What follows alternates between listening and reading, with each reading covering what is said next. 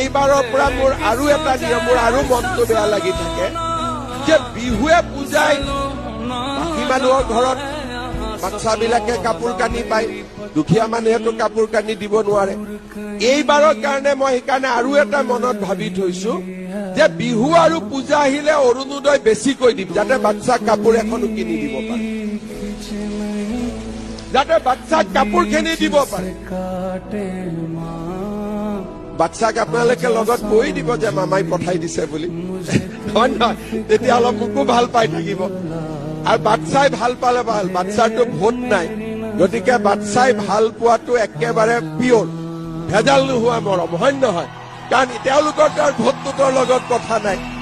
এইবাৰৰ পৰা মোৰ আৰু এটা নিয়ম, মোৰ আৰু মনটো বেয়া লাগি থাকে যে বিহুৱে পূজাই বাকী মানুহৰ ঘৰত বাচ্চাবিলাকে কাপোৰ কানি পায়, দুখীয়া মানুহেতো কাপোৰ কানি দিব নোৱাৰে।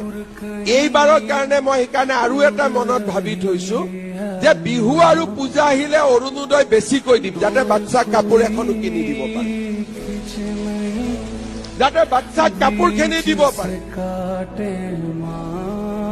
বাচ্চাক আপোনালোকে লগত কৈ দিব যে মামাই পঠাই দিছে বুলি, হয় নহয়? তেতিয়া অলপ মোকো ভাল পাই থাকিব। আৰু বাচ্চাই ভাল পালে ভাল, বাচ্চাৰটো ভোট নাই, গতিকে বাচ্চাই ভাল পোৱাটো একেবাৰে পিয়ৰ, ভেজাল নোহোৱা মৰম, হয় নহয়? কাৰণ তেওঁলোকৰ তাৰ ভোটটোৰ লগত কথা নাই।